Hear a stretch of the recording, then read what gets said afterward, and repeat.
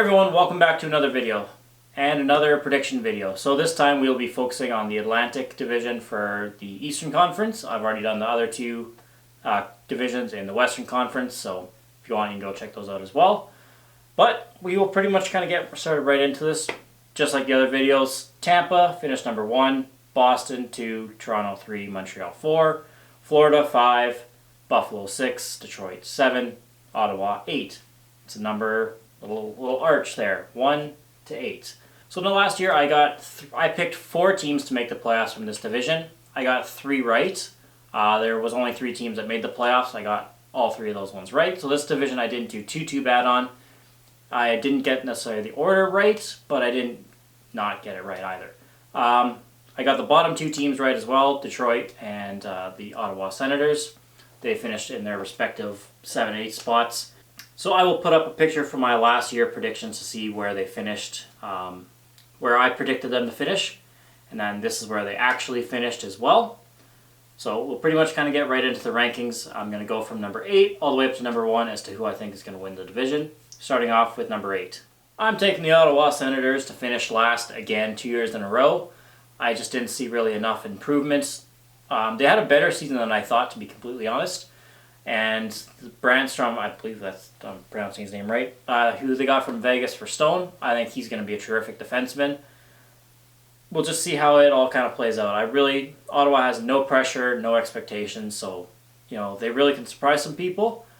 And we'll see how it goes. But yeah, like I said, I'm taking them for the last spot in the division this year. So, sorry, Ottawa. Moving on, number 7. Number 7, I'm taking the Detroit Red Wings. So kind of going back to how I picked them last year and how they actually finished last year. Detroit, I really hope they start turning the corner really soon. I'm really excited to see what Steve Yzerman is able to do with the team. I really am excited to see what, what's his name? How you pronounce it? Cedar or Cider? I'm really excited to see what he can bring to the team if he even makes a team this year. I hope they don't rush him. And I'm really excited to see what Detroit's able to do. I just don't know if it'll be this year. So we'll see how it goes, but Detroit I'm taking at number 7. And I really don't think there's a whole lot to argue with on that one, but oh well.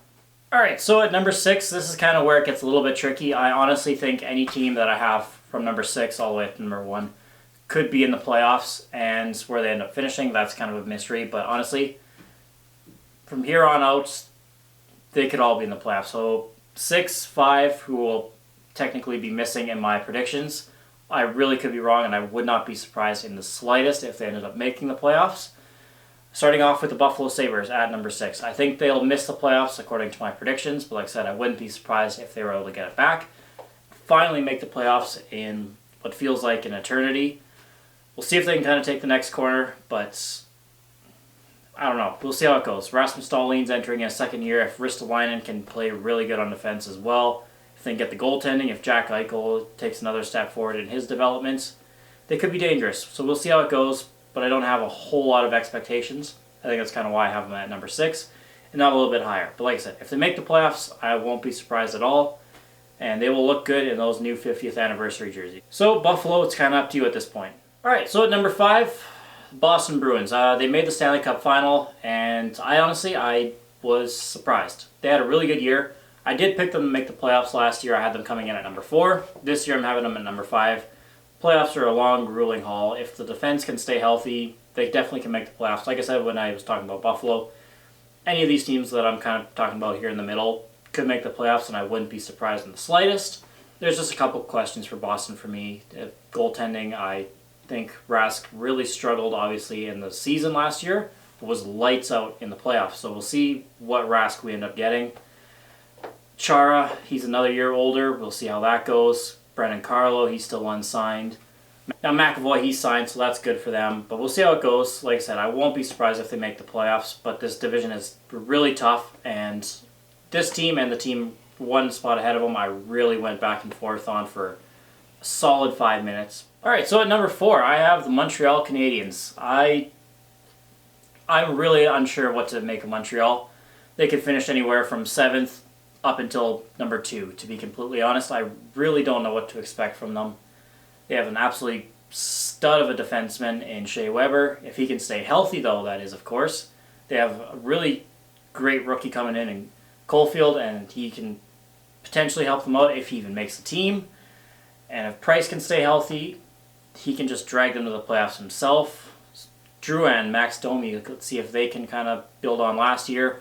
What happens with Thomas Tatar, Jesperi Kotkaniemi? There's just so much kind of going on with Montreal. I think they're one of the more interesting teams to look forward to.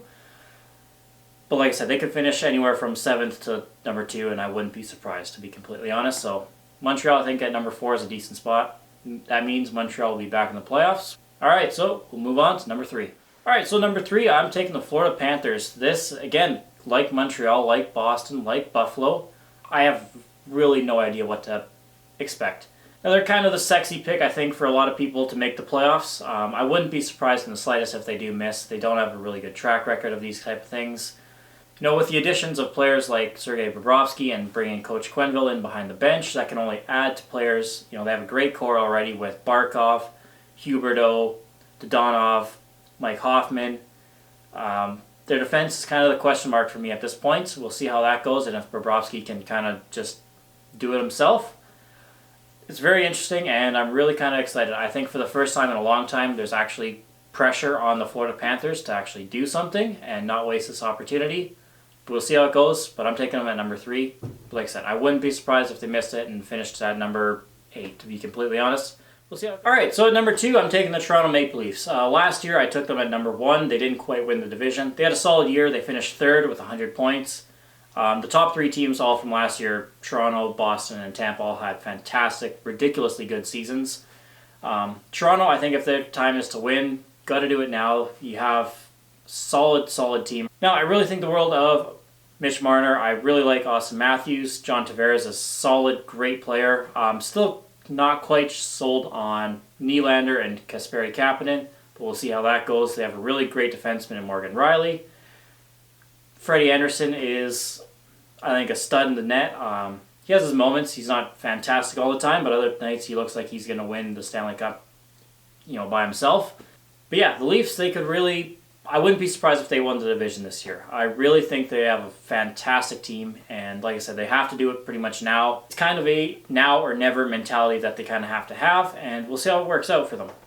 And number 1, the Tampa Bay Lightning. I don't see a world that they don't win the division again. Maybe it's probably in their best interest not to win the division. But yeah, 128 points, that's just absolutely out of this world. If they don't win the division, even if they don't come close to 128, say they only get like 116 or something, or 110, they should win the division. They won it by such a huge margin last year. I just don't see them dropping off enough to not win the division, even if they do drop off. Even if Braden Point sits out till December, if there's one team that can take that loss, it has to be Tampa. Man, I just think the world of their team. Kucherov is absolutely out of this world. Didn't really help him in the playoffs, unfortunately, but oh well. During the regular season, that's what I'm predicting. So, yeah. Man, they're just scary good, and I just can't wait to watch more Tampa Bay Lightning games this year. I have 2 beautiful Tampa Bay Lightning jerseys here, and the black one hanging up kind of secretly stealthy all looking in the back.